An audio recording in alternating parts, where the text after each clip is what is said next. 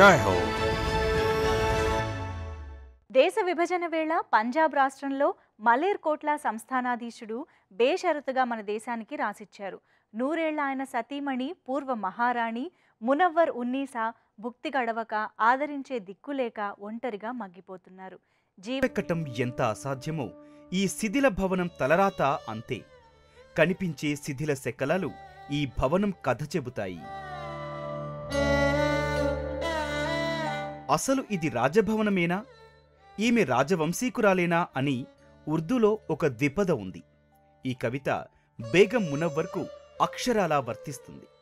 కాలం నిర్దాక్షిణ్యంగా ఆమె నుదుట రాసిన చరిత్రను ఆ ముడతలు దాచేందుకు యత్నిస్తున్నాయి. రాజస్థాన్లోని తాంక్ జిల్లాలో పెళ్లాడి తీసుకొచ్చారు. రాణి ముఖంలో అలనాటి మెరుపులు మహారాజు ఆత్మవిశ్వాసాన్ని పెంచాయన్నది నిజం. ఇక్కడ ఖాళీగా కనిపిస్తోన్న సువిశాల ప్రదేశం ముబారక్ మంజిల్ మహల్లో భాగమే. రాజుగారి ఏనుగులు, గుర్రాలు ఇక్కడ ఉండేవి. రాజస్థాన్లో కన్న తండ్రి అమీన్ ఉద్ దౌలా పులుల వేటను నిషేధించారు. ఈమె ఇక్కడేమో భర్త నవాబు ఇఫ్తార్ అలీ ఖాన్తో కలిసి పులుల వేటకు బయల్దేరేది. అంతటి ఘనమైన వారసురాలు నేడి శిథిల భవనంలో ఓ గదిలో తన చరమాంకపు రోజులు గడుపుతోంది. అదృష్టం కొద్దీ నాడు విధ్వంసక శక్తులు భవనంలో కొంత భాగాన్ని అలాగే ఉంచాయి. నవాబు సాహిబ్ కన్ను మూశాక ఈ రోజు దాకా ఇక్కడికి ఎవరూ రాలేదు. ఆమెకు సన్నిహితంగా ఉండే పటౌడి, సైఫ్ అలీ ఖాన్ కుటుంబాల నుంచి కొన్ని ఉత్తరాలు మాత్రం వచ్చేవి. ఇక జైపూర్ రాజకుటుంబంతో ఇప్పటికీ సంతోషదాయక సంబంధాలున్నాయి. బేగం స్వయాన రాజస్థాన్ వారే కదా. అయితే ఇప్పుడు అటు నుంచి రాకపోకలు అంతగా లేవు. నవాబు జీవించి ఉన్నప్పుడు కోట, బుండి, బికనీర్ మహారాజులు అతిథులుగా వచ్చేవారు. రాజ్మహల్ను ఒకసారి నిశితంగా పరిశీలించండి. ఓ మహారాజ్ఞి ఉండాల్సింది ఇలాంటి భవనంలోనా? ఏనుగులు, గుర్రాలు లేవు సరే, కనీసం నలుగురితో కూర్చొని మాట్లాడేందుకు చక్కని గదీ లేదు.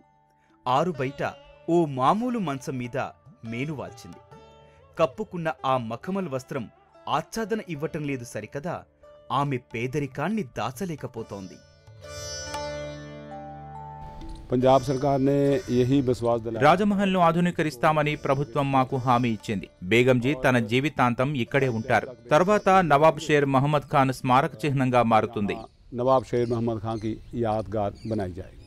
కాలాన్ని కదా, నేను ఆగితే కథ ముందుకు సాగదు. కొంచెం ముందుకెళ్ళి చూద్దాం. ఈ గది 1.5 శతాబ్దాల క్రితం ఎంతో అద్భుతంగా ఉండేది. ఒకే ఒక్క గది కావచ్చు. తనకు మహారాణి హోదా మళ్లీ వచ్చినంత సంబరపడ్డారు. కొంచెం ముందుకు వెళ్తే పెద్ద హాలు.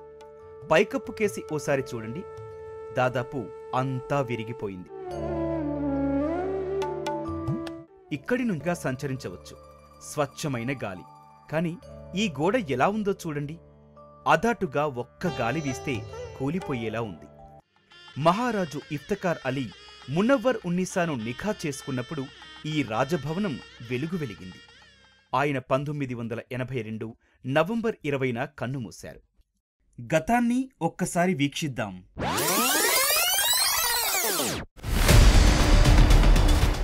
అది 1705వ సంవత్సరం. చరిత్రలో ఒక దుర్దినం. మొఘలుల వారసుడు నవాబు వజీర్ ఖాన్ గురు గోవింద్ సింగ్ కుమారులైన 2 పసివాళ్లను సజీవ సమాధి చెయ్యాలని ఆదేశించాడు. బాబా జోరా సింగ్, బాబా ఫతే సింగ్లకు విధించిన దుర్మార్గ శిక్షను ఒకే ఒక్కడు వ్యతిరేకించాడు.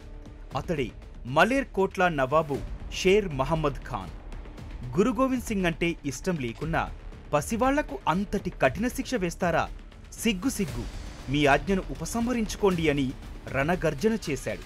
అయితే వజీర్ ఖాన్ అంగీకరించలేదు.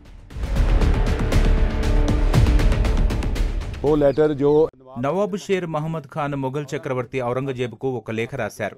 2 పిల్లలకు విధించిన శిక్షను రద్దు చెయ్యాలని విజ్ఞప్తి చేశారు. చిన్నారులను సజీవ సమాధి చేయడం నేరమని ఈ చర్యను నిలిపివేయాలని కోరారు. కానీ సాధించలేకపోయారు. వెనువెంటనే షేర్ మహమ్మద్ ఖాన్ దర్బారు నుంచి బయటకు రావటం నేను చూశాను.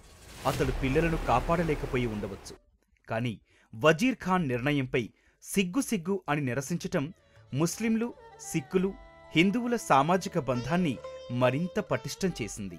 जब नवाब शेर రాజదర్బారులో నవాబ్ షేర్ మహమ్మద్ ఖాన్ ఒకే ఒక్కడు గురు గోవింద్ సింగ్ ఇద్దరు కుమారుల ప్రాణాలు కాపాడాలని అని అనటం ఒక మంచి సంకేతం. నా పిల్లలకు అనుకూలంగా ఎవరూ మాట్లాడలేదా అని నిరాశగా అడిగారు. అప్పుడు పిల్లలను అనుకూలంగా అయ్యే అని మలేర్కోట్లా నవాబు షేర్ మహమ్మద్ ఖాన్ ఒక్కరే నిరసన తెలిపారు అని సమాచారం వచ్చింది.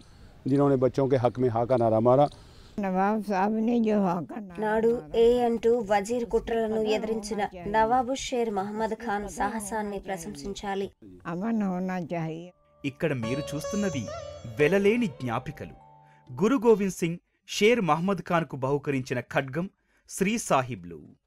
तो उन्होंने रैकोट से एक గురు గోవింద్ సింగ్ ఇచ్చిన కృపాణం ఇప్పటికీ భద్రంగా ఉంది. जो आज भी इनके पास मौजूद है. సూర్యోదయ, సూర్యాస్తమయ వేళల్లో రోజూ 2 సార్లు నీరెండలో భవనంలోని అమూల్య జ్ఞాపికలు మెరిసిపోయేవి. నవాబు కన్నుమూసిన తర్వాత పూర్వ వైభవం పోయింది. రాజభవనం కళాకాంతులు కోల్పోయింది.